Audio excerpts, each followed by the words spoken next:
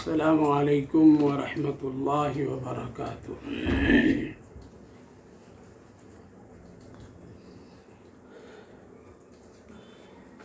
الحمد للہ رب العالمین والصلاة والسلام علی سید الانبیاء والمرسلین وعلی آلہ واصحابہ اجمعین، اما بعد۔ وعن ابن عباس قال مر النبي صلى الله عليه وسلم بقبرين فقال إنهما ليعذبان وما يعذبان في كبير، أما أحدهما فكان لا يستتير من البول، وفي رواية لمسلم لا يستنزه من البول، وأما الآخر فكان يمشي بالنميمة ثم أخذ جريدة رطبا فشقها بنصفين ثم غرز في كل قبر واحدة۔ قالوا يا رسول الله صلى الله عليه وسلم لما صنعت هذا؟ فقال لعله أن يخفف عنهما ما لم يبئسا، متفق علیہ۔ حضرت عبداللہ ابن عباس رضی اللہ عنہ روایت کرتے ہیں کہ ایک مرتبہ رسول اللہ صلی اللہ علیہ وسلم دو قبروں کے پاس سے گزرے تو آپ صلی اللہ علیہ وسلم نے انہیں دیکھ کر فرمایا، ان دونوں قبروں میں قبر والوں کو عذاب ہو رہا ہے، اور عذاب بھی کسی بڑی چیز کی وجہ سے نہیں ہو رہا ہے۔ ان میں ایک تو پیشاب سے نہیں بچتا تھا، اور مسلم شریف کی ایک روایت کے الفاظ اس طرح ہیں کہ ان میں سے ایک پیشاب سے احتیاط نہیں کرتا تھا اور دوسرا چغل خور تھا۔ پھر آپ صلی اللہ علیہ وسلم نے کھجور کی تر شاخ لی، اس کو درمیان سے چیر کر دو حصوں میں تقسیم کیا، ایک حصہ ایک قبر پر گاڑ دیا اور دوسرا حصہ دوسری قبر پر گاڑ دیا۔ صحابہ کرام رضوان اللہ عنہم اجمعین نے یہ عمل دیکھ کر کے عرض کیا، اے اللہ کے رسول صلی اللہ علیہ وسلم، آپ نے ایسا کیوں کیا؟ آپ صلی اللہ علیہ وسلم نے فرمایا، شاید کہ اس عمل سے ان کے عذاب میں اس وقت تک تخفیف رہے جب تک کہ یہ شاخیں خشک نہ ہو۔ اس حدیث پاک کو بخاری اور مسلم دونوں میں موجود ہے۔ بھائی اور بزرگوں، یہ حدیث پاک بہت ہی مشہور و معروف حدیث ہے۔ ہم اور آپ بچپن سے اس حدیث پاک کو اپنے بزرگوں سے اور اپنے بڑوں سے سنتے ہوئے آ رہے ہیں۔ اس حدیث پاک میں اللہ کے رسول صلی اللہ علیہ وسلم کو جو دو قبر والوں کے عذاب بذریعہ وحی دی گئی اور آپ صلی اللہ علیہ وسلم کو اس کا علم عطا فرمایا، اس میں دو باتیں اور دو چیزوں کے سلسلے میں عذاب۔ ایک ہے پیشاب سے احتیاط، پیشاب کے چھینٹوں یا پیشاب کے قطروں یا مکمل پیشاب سے احتیاط نہیں کرنا، اس کی بنیاد پر قبر میں عذاب۔ دوسری چیز چغل خوری، لہذا ان دونوں گناہوں اور دونوں چیزوں کی وجہ سے قبر میں عذاب ہونا معلوم ہو رہا ہے۔ بظاہر یہ دونوں چیزیں ہم اور آپ اور آج کے معاشرے میں بہت ہی اس کو ایک ہلکی سی چیز سمجھتے ہیں اور یہ سمجھتے ہیں کہ یہ زندگی کی ایک معمولی چیز ہے، کر لیا تو کر لیا، نہیں کیا تو کوئی حرج اور کوئی گناہ کی بات نہیں ہے۔ جبکہ قبر کی عذاب اور اس حدیث پاک کے اور نبی کریم علیہ الصلاۃ والسلام کی اس عمل سے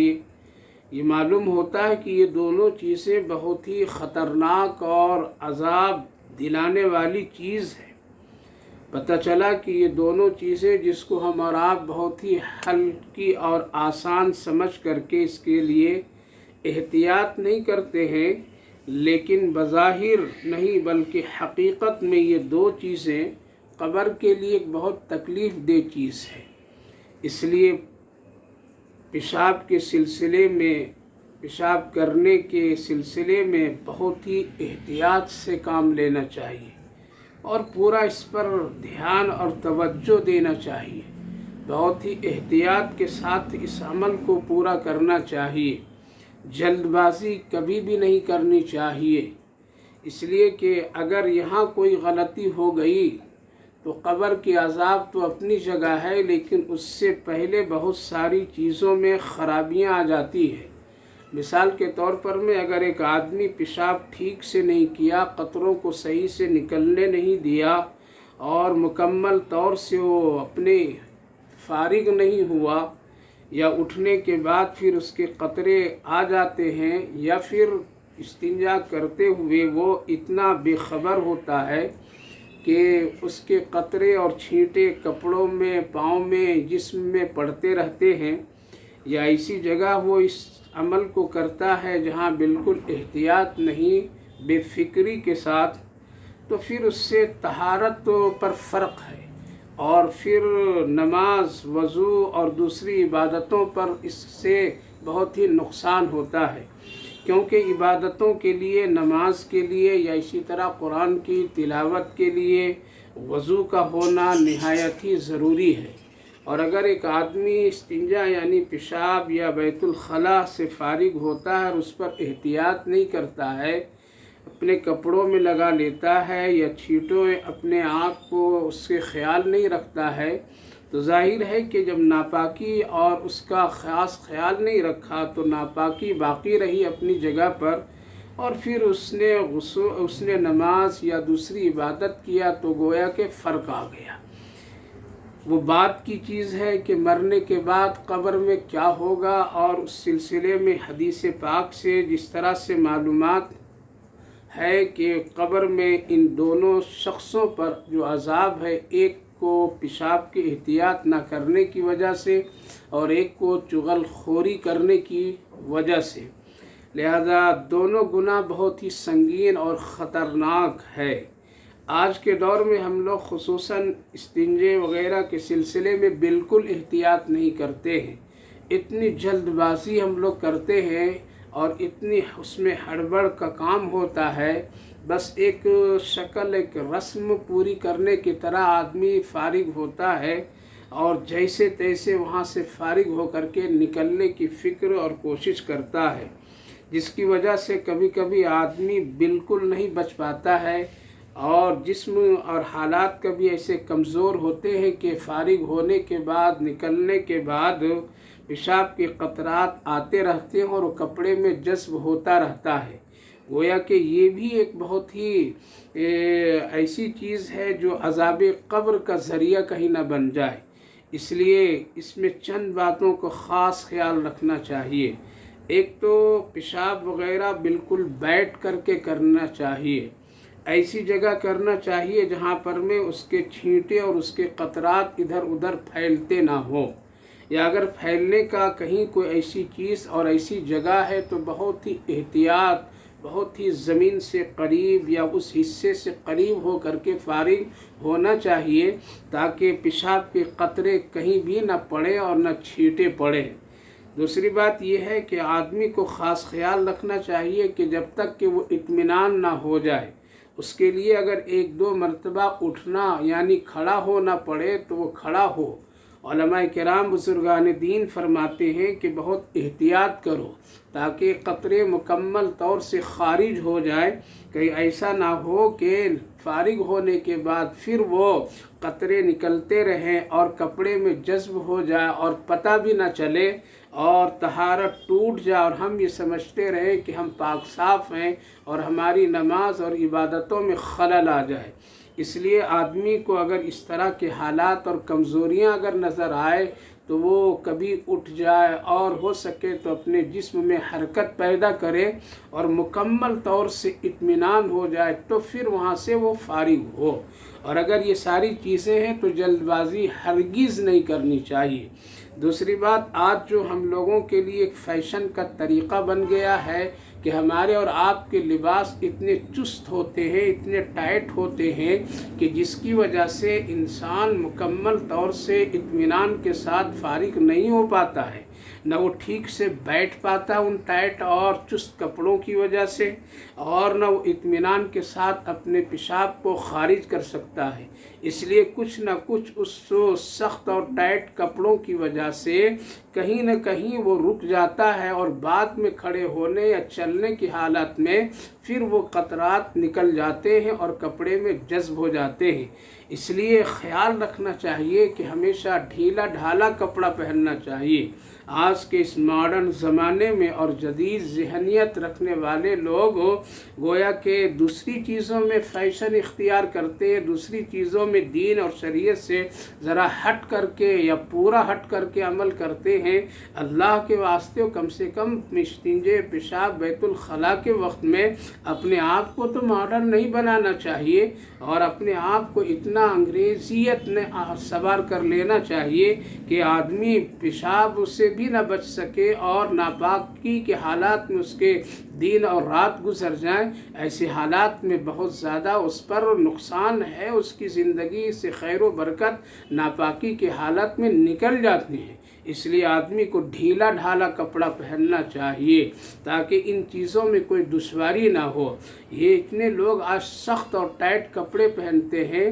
نماز کی حالت میں اٹھنا بیٹھنا مشکل ہو جاتا ہے، تو ایسے حالات میں پھر وہاں تو بہت مشکل ہے۔ لہذا جب یہ مشکل سمجھ میں آتا ہے تو ایک دوسرے گناہ کی طرف آدمی بڑھتا ہے اور وہ دوسرا گناہ اختیار کر لیتا ہے، گویا کہ گناہ پر پھر ایک گناہ اس نے اپنے آپ کو ڈال لیا اور شامل کر لیا۔ اب وہ دیکھتا ہے کہ اندر کے حالات میں تو کوئی دیکھ نہیں رہا ہے، لہٰذا ہم بیٹھ بھی نہیں سکتے ہیں، کپڑے اتنے ٹائٹ ہیں، لہٰذا بغیر کسی دشواری کے وہ کھڑے کھڑے پیشاب کرنے لگتا ہے۔ کھڑے کھڑے پیشاب کرنا یہ نہایت ہی اسلام کی تہذیب کے خلاف ہے۔ آقا کریم صلی اللہ علیہ وسلم نے بڑی سختی سے منع فرمایا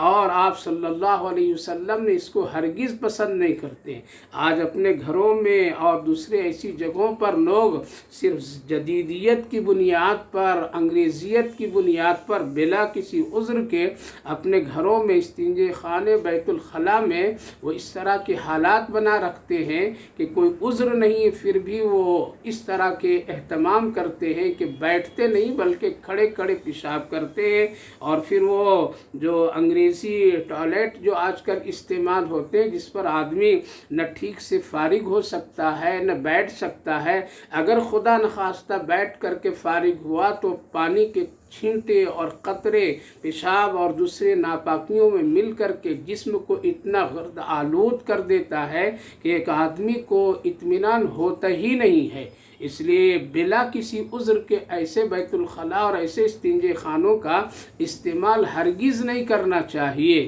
ہرگز نہیں کرنا چاہیے۔ دیکھیے حدیث پاک پر ذرا غور کیجئے میرے بھائیوں بزرگوں کہ قبر کے عذاب صرف پیشاب سے احتیاط نہیں کرنے کی وجہ سے ہے۔ پھر وہ آدمی جو ناپاکی کے حالات میں اپنی زندگی گزارے، اپنا شب و روز گزارے، تو اس کے ساتھ کیا معاملہ ہوگا، اس کے ساتھ میں کل قبر میں کیا حالات ہوں گے۔ آج ایک عام حالات ہمارے اور آپ کے معاشرے میں ہے کہ اگر کسی آدمی کے ناپاکی رات میں کسی وجہ سے بھی ٹوٹ جائے، خواب کی حالات میں ٹوٹ جائے یا اپنی خصوصی عمل کی وجہ سے ٹوٹ جائے اور وہ آدمی عورت ہو یا مرد ہو ناپاک ہو جاتے ہیں، تو پھر اس سے بالکل اس کو اتنی بے احتیاطی کہ وہ جب سورج نکل جائے، دوپہر ہو جائے، مکمل نیند سے فارغ ہو جائے، اس کے بعد کہیں جا کر کے پھر وہ آدمی غسل کرتا ہے۔ ہاں اگر کوئی آدمی نمازی ہے اور فجر کی نماز کا اہتمام کرتا ہے تو اللہ نماز کی برکت سے وہ تو جلدی سے پاکی حاصل کر لیتا ہے، لیکن بے نمازی حضرات لوگ، بے نمازی ماں بہنیں لوگ اس طرح سے ہیں کہ ان کا وقت ناپاکی کے حالت میں ایک لمبا وقت گزرتا ہے، اور ایسے حالات میں شیطان سب سے زیادہ قریب ہوتا ہے کہ جو آدمی ناپاک ہوتا ہے، ناپاکی کی جگہ ہوتی ہے، ناپاک کپڑے ہوتے ہیں، تو شیطان اس سے چپک کر کے رہتا ہے اور وہ اس کا پسندیدہ عمل ہے۔ اسی لیے علماء کرام، فقہاء کرام فرماتے ہیں کہ ناپاک کپڑے کو زیادہ دیر تک کے نہیں رکھنا چاہیے، حمام میں ہو یا باہر ہو یا کہیں بھی ہو، زیادہ دیر تک کہ اس کو ڈال کر کے چھوڑنا نہیں چاہیے اس انتظار میں کہ کام کرنے والی یا کپڑا دھونے والی یا کوئی آئیں گے تب وہ دھو لیں گے، اور وہ دن بھر کئی دن تک کہ یوں ہی ناپاک کپڑے گھر میں پڑے رہتے ہیں۔ شیطان اس سے بہت زیادہ قریب ہوتا ہے اور لعنت بھیجتا ہے اور پھر اس پر اپنا وسوسہ ڈالتا ہے اور اس پر اپنے کچھ اثرات مرتب کر دیتا ہے۔ لہذا علماء کرام فرماتے ہیں جس گھر میں زیادہ دیر تک کہ جھوٹا برتن رہتا ہے، ناپاک کپڑے رہتے ہیں، ناپاک آدمی رہتے ہیں، تو اللہ تعالیٰ خیر و برکت کی روزیاں اس کے گھر سے ہٹا دیتا ہے۔ اس لیے وہ آدمی جو آدمی صرف احتیاط نہیں کر رہا ہے تو عذاب قبر ہے، اور جو آدمی مستقل ناپاکی کی حالت میں وقت گزارتا ہے، اسی حالت میں کھاتا بھی ہے، اسی حالت میں کھانا پکاتا ہے، اسی حالت میں اس طرح کی کیفیت ہوتی ہے، تو بہت ہی زیادہ سنگین مسئلہ ہے۔ ہاں کوئی عذر ہے، جس طرح سے عذر ہے، اور اس عذر میں حکم یہ ہے کہ باوضو زیادہ رہا کرو۔ جن دنوں میں اور جس حالات میں خصوصاً ماں بہنوں کے لیے اگر غسل اور طہارت نہیں ہے تو ایسے موقع پر ان کو وضو کے ساتھ میں کھانا پینا کرنا چاہیے تاکہ شیطان کی شرکت زیادہ ان کے ساتھ نہ ہو سکے، اور ان دنوں میں وضو کی برکت وہ حاصل کرے تاکہ اس کی زندگی میں خیر و برکت آ جائے اور یہ جو نقصانات ہیں اس سے بچنا آسان ہو جائے۔ تو آج جو بے احتیاطی ہے خاص طور سے کہ کپڑے ہم لوگ بڑے چست پہنتے ہیں، جس کی وجہ سے کبھی کبھی آدمی کھڑے کھڑے پیشاب کرتا ہے، کبھی کبھی ایسی جگہوں پر میں کھڑے کھڑے پیشاب کا استعمال کرتا ہے جس سے چھینٹے پڑ جاتے ہیں اور اس کا احتیاط نہیں کرتا۔ دوسری بات بڑی جلد بازی کرتے ہیں۔ تیسری بات یہ ہے کہ صحیح اور ڈھنگ سے پھر پانی یا دوسری چیزوں کا استعمال نہیں کرتے ہیں۔ چوتھی بات فیشن میں یہ کہ بس ذرا سا پیپر وغیرہ سے پوچھ پاچھ لیا جائے انگریزوں کی طرح اور ذرا کچھ خوشبو باہر نکل کر کے ڈال لیا جائے تو بظاہر اوپر لگتا ہے بہت اچھا ہے، فریش ہے، لیکن اندر کی وہ جو شریعت نے گندگیاں بتائی وہ تو فی الحال باقی ہے۔ لہذا پیپروں کے ذریعے سے کبھی لوگ استعمال کرتے، پانی رہتے ہوئے صرف پیپر پر اکتفا کر لیتے ہیں، پانی کا استعمال نہیں کرتے ہیں۔ یہ بھی ان چھینٹے اور ان بے احتیاطی میں شامل ہے جو آج بہت زیادہ فیشن کے طور پر میں ان چیزوں کو مسلمان لوگ استعمال کرتے ہیں۔ یہ تو ان لوگوں کا طریقہ ہے جن کو پاک صاف رہنا ہی نہیں، ان کی زندگی پوری ناپاکی کی حالت میں گزرتی ہے۔ وہ تو کئی مہینوں تک اور کئی دنوں تک کہ وہ تو پانی چھوتے بھی نہیں، غسل بھی نہیں کرتے، صرف کوئی چیز اپنے اوپر میں پیپر سے پوچھ لیا اور صاف کر لیا اور بس اتنے ہی کافی، کپڑے بدل لیے، غسل تک کے نوبت نہیں آنے دیتے ہیں۔ یہ یہود و نصارہ کا طریقہ ہے، یہ دین سے دور رہنے والوں کا جس کا ایمان اور اسلام سے کوئی تعلق نہیں ہے۔ آقا کریم صلی اللہ علیہ وسلم نے ہم سب کو مکمل طور سے طہارت کا حکم دیا ہے اور استنجے، پیشاب، بیت الخلاء اور سارے طریقوں کو بتایا ہے۔ اسی لیے کہ یہودی نے حضرت امیر المومنین عمر فاروق رضی اللہ عنہ سے یوں کہا کہ تیرے نبی کا احسان انسانوں پر بہت ہے، خاص کر مسلمانوں کے اوپر بہت زیادہ ہے۔ ایسا نبی اور ایسا پیشوا تو کہیں بھی نہیں کہ پاکی ناپاکی استنجے اور سارے طریقے بتا کر کے اس دنیا سے گیا ہو۔ اس لیے میرے بھائیوں بزرگوں، اللہ کے رسول صلی اللہ علیہ وسلم نے ہم سب کو استنجے کا طریقہ مکمل بتایا، کس طرح جانا چاہیے، کس طرح بیٹھنا چاہیے،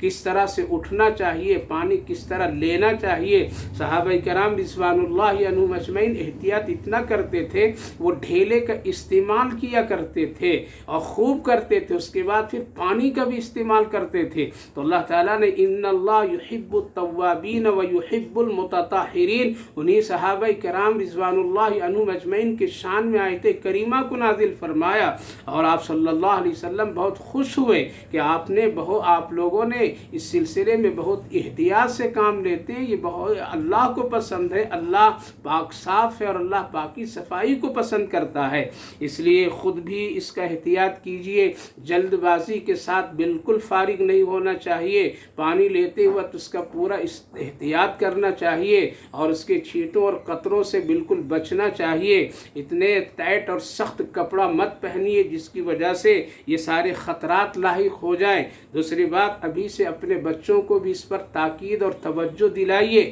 ورنہ کل ہو کر کے یہ بالکل یہود و نصارہ کے طرز میں کھڑے کھڑے چلتے پھرتے پیشاب کرنے لگیں گے۔ آج اسکولوں میں بہت سارے ایسے مسلمانوں کے اسکول ہیں قائم، جہاں بچوں کو صرف اس لیے کھڑے کھڑے پیشاب کرواتے ہیں اور اس کا اہتمام کرایا جاتا ہے تاکہ ان کے یونیفارم میں کوئی فرق نہ آئے، کھولنا نہ پڑے، اتارنا نہ پڑے، بیٹھنا نہ پڑے۔ لہٰذا بچوں کے لیے بالکل کھڑے کھڑے پیشاب کا طریقہ ابھی سے بتایا جاتا ہے، اور اس پر ابھی سے اگر مشق اور عمل ہو جائے تو بڑے ہو کر کے یہ عادت بن جاتی ہے جو کوئی اس کو چھین نہیں سکتا، ہٹا نہیں سکتا ہے۔ اس لیے ہمیشہ احتیاط کرنی چاہیے، ورنہ عذاب قبر بالکل طے ہے اس حدیث پاک کی روشنی میں۔ اس لیے پیشاب اور بیت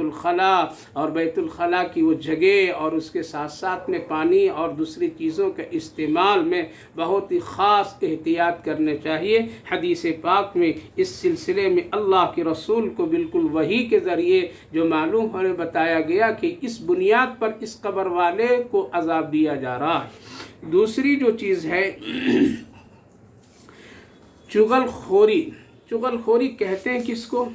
چغل خوری کہتے ہیں کہ ایک آدمی کسی سے دشمنی کرتا ہے اور اس دشمنی کو آپس میں اس قدر بھڑکانے کے لیے ایک آدمی اتنا لگاتا ہے اور اس میں اتنا نمک مرچ ملاتا ہے کہ وہ آدمی آپس میں بھڑک جائے اور آپس میں اس قدر تناؤ ان میں پیدا ہو جائے، اس قدر اس کے اندر میں شرارت اور اشتعال پیدا ہو جائے کہ جھگڑے بڑھ جائیں، صلح اور آپس میں ملنے کی کوئی چانس نہ ہو۔ لہٰذا ایک آدمی درمیان میں آ کر کے ایسی باتیں لگاتا ہے، ایسی باتیں اس کو بتاتا ہے کہ اس آگ کو بھڑکا دیتا ہے، اور پھر آپس میں آدمی اشتعال اپنے اندر پیدا کر لیتا ہے اور بڑی بڑی لڑائیاں اور جھگڑے اور قتل کی نوبت تک آ جاتی ہیں، جس کو اسلام نے کبھی بھی پسند نہیں کیا ہے۔ اسی کو نمیمہ کہتے ہیں۔ حضرت علامہ نووی رحمہم اللہ فرماتے ہیں کہ کسی کا کلام دوسرے تک تکلیف اور اذیت پہنچانے کے لیے نقل کر دینا،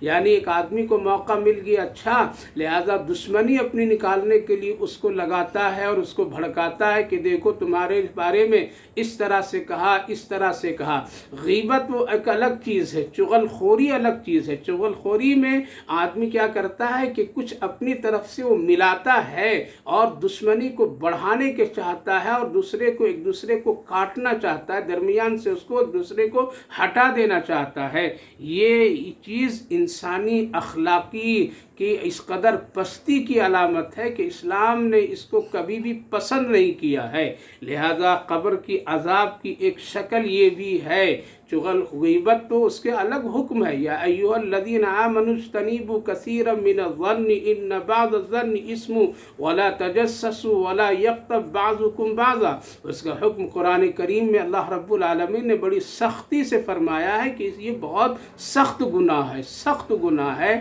اپنے بھائی کے مردے کا گوشت کھانے کے ساتھ اس کو ذکر کیا گیا ہے۔ لہذا چغل خوری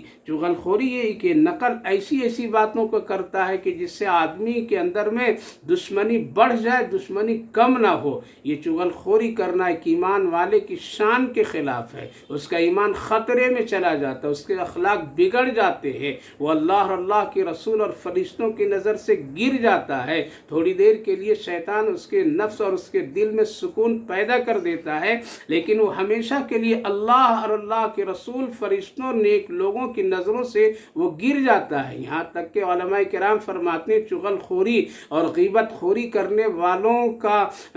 نیک لوگوں کی دعاؤں سے اس کے نام کو ہٹا دیا جاتا ہے۔ یعنی جس طرح سے کبھی کوئی بڑے اللہ والے بزرگ یا کوئی بھی دعا امت کے لیے، امت کے لوگوں کے لیے، انسانوں کے لیے دعائیں کی تو اس دعا میں اس کا حق نہیں رکھا جاتا ہے۔ اس لیے یہ عادت بہت بری ہے، بہت خراب ہے، نہایت ہی نفرت انگیز ہے، اس سے آدمی کو بچنا چاہیے۔ آج گھر گھر مزاج میں یہ باتیں داخل ہو گئی ہے۔ اللہ اکبر۔ حضرت امیر المومنین عمر فاروق رضی اللہ عنہ سے منقول ہے کہ ایک مرتبہ ایک یہودی بڑے عالم کعب بن احبار، جو بہت بڑے یہودیوں کے عالم تھے، ان سے ایک مرتبہ پوچھا کہ آپ کو سب سے بڑا گناہ آپ کی کتاب اور آپ کے مذہب میں کون سی؟ تو انہوں نے بتلایا یہی سب سے بڑا گناہ، یعنی چغل خوری کرنا، یعنی یہ اتنا خطرناک گناہ، اتنا خطرناک گناہ تورات میں اس کو ذکر کیا گیا، اور اس وقت کی شریعت میں اس کو بہت ہی سخت گناہ قرار دیا گیا۔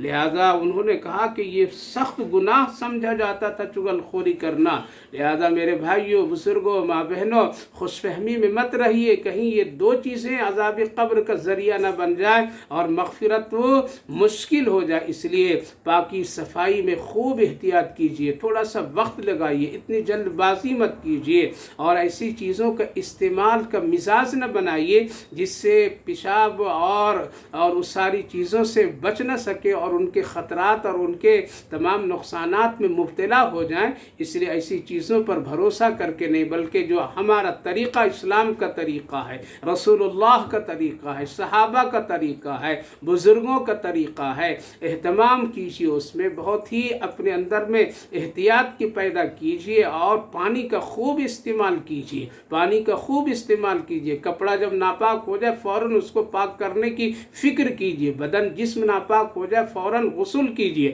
اگر غسل میں ذرا وقت لگ رہا ہے اور کوئی وجہ اور عذر ہے تو فوراً باوضو رہیے، یعنی وضو کم سے کم کر لیجیے۔ حضرت ام المومنین عائشہ صدیقہ رضی اللہ عنہ فرماتی ہیں جب نبی کریم علیہ السلام کو غسل کی حاجت ہوتی تھی تو جب تک کہ پانی وغیرہ کا انتظام مثال کے طور پر ہونے میں تھوڑی سی دیر ہوتی تھی تو آپ پہلے وضو کر لیتے تھے، تاکہ اتنی دیر بھی ہم غفلت میں نہ رہیں اور شیطان کو قریب نہ آنے دیں۔ وہ معصوم نبی تھے، ان کے پاس میں اس طرح کی کوئی چیز اور شیطان بھٹک نہیں سکتا تھا، لیکن آپ صلی اللہ علیہ وسلم نے ہم سب کے لیے کچھ بتلایا۔ اسی لیے اگر غسل میں دیر ہے تو فوراً وضو کر لیجئے، تاکہ اتنی دیر تو وضو کی برکتوں میں آپ رہیں، اور جلدی سے غسل کرنے کے ہر ایک مرد ہو یا عورت ہو جلد سے اس کو لانا چاہیے، تاکہ کسی طرح سے تاخیر نہ ہو، ناپاکی کے حالات میں وقت زیادہ نہ گزرے، پتہ نہیں کس وقت اللہ کا فیصلہ ہو جائے اور روح کی نکلنے کا کہیں اس حالت میں نہ ہو جائے تو آدمی کی روح ناپاکی کی حالت میں جائے، یا اسی طرح سے کوئی ایسے حادثات ہو جائے۔ اس لیے ہمیشہ اس سلسلے میں بہت احتیاط رکھنا چاہیے، اور نمونہ انگریزوں والا مت بنیے، اپنے آپ کو انگریزیت میں مت جائیے، بلکہ سنت رسول صلی اللہ علیہ وسلم میں آئیے اور اس میں عافیت پیدا کیجیے۔ دوسری بات، کبھی بھی اللہ کے واسطے چغل خوری کے ذریعے دو بھائیوں میں لڑائی، نہ اتفاقی اور فساد مت یہ دل کو تھوڑی دیر کے لیے سکون مل جائے گا، لیکن قبر میں بڑی تکلیف ہوگی، قبر میں بہت ہی مشکل ہوگا۔ جن کو خوش کرنے کے لیے آپ اگر ایسا کام کریں گے تو کل وہ قبر میں ہمارے اور آپ کے ساتھ نہیں ہوگا، تنہا ہی مصیبتیں جھیلنی پڑے گی۔ اسی لیے چغل خوری سے ہمیشہ بچنا چاہیے۔ تیسری بات یہ ہے کہ ہمیشہ مرحومین کے لیے مغفرت کی دعا کرنی چاہیے، جیسا کہ نبی کریم علیہ السلام نے ان کے کے عذاب کی تخفیف کے لیے آپ نے عمل فرمایا، اور وہ عمل ہے 2 شاخوں یعنی کھجور کے شاخ کو لے کر کے آپ نے بیچ سے اس کو چیرا، اور چیرنے کے بعد 2 حصے بنائے اور اس کو لگا دیے۔ صحابہ نے پوچھا یا رسول اللہ اس سے کیا فائدہ؟ آپ نے فرمایا جب تک یہ تر رہے گا یہ تسبیح کرتے رہیں گے، اور تسبیح کی وجہ سے ان قبر والوں کو اللہ رب العالمین اس کی برکت سے اس کے عذاب کو ہلکا کر دے گا۔ آج قبروں پر تو ماربل لگا دیتے ہیں لوگ، آج قبروں کو پختہ بنا دیتے ہیں لوگ، آج قبروں پر نہ جانے کیا کیا حرکتیں کرتے ہیں۔ کاش کہ کوئی جھاڑ اچھا سا لگا دیتے، کوئی درخت لگا دیتے، جب تک کہ وہ رہتا اور جب تک کہ وہ پتے ہرے بھرے رہتے، شاخ رہتی، اللہ اکبر، اللہ کی تسبیحات ہر چیز کرتی ہیں، وہ پتے بھی تسبیح جب کرتے تو اس مردے کو اس کا فائدہ پہنچتا۔ یہ ماربل اور یہ ٹائلز اور یہ بڑے قیمتی پتھر اور پھر اس پر نام پر نقش و نگاری، یاد رکھیے یہ سب اسراف ہے، یہ سب فضول خرچیاں ہے،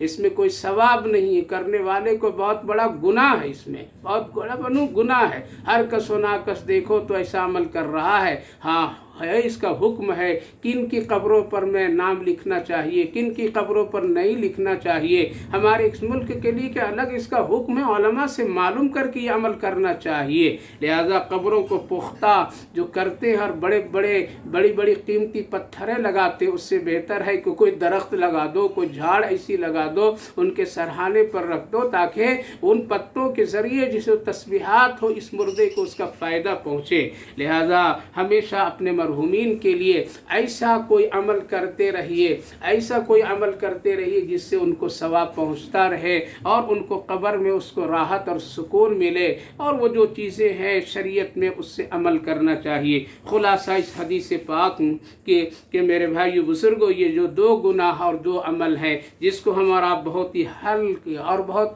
آسان اور بڑی بے احتیاطی سے کرتے، اس سے بچیے، پاکی صفائی میں خوب اہتمام کیجیے۔ جس طرح سے ظاہری چہرے مہرے کو صاف ستھرا کرنے کے لیے ہم اور آپ گھنٹوں وقت لگاتے ہیں، ہم تو دیکھتے ہیں اللہ اکبر، جتنا آج کا نوجوان اور جتنا آج کے لوگ اپنے جوتے کو صاف کرنے اور پالش کرنے اور اس کو چمکانے میں جتنا وقت وہ لگاتے ہیں، اتنا وہ بیت الخلاء اور استنجے خانے میں احتیاط کے ساتھ یہ عمل نہیں کرتے۔ وہاں تو بڑی جلدی سے اور بہت ہی بے احتیاطی کے ساتھ عمل کرتے ہیں، لیکن جوتے کو صاف کرنے کے لیے، دوسرے عمل کو صاف کرنے کے لیے کتنا وقت لگا دیتے ہیں، بار بار اس پر نظر رکھتے ہیں، جبکہ یہ ساری چیزیں اس کے سامنے کوئی چیز نہیں ہے۔ اس لیے پاک صاف ظاہری طور پر میں بھی باطنی طور پر میں خوب اہتمام کیجیے، اللہ اسے لوگوں سے بڑی محبت فرماتا ہے۔ دوسری بات ہے خبردار کبھی بھی چغل خوری غیبت خوری نہ کیجیے،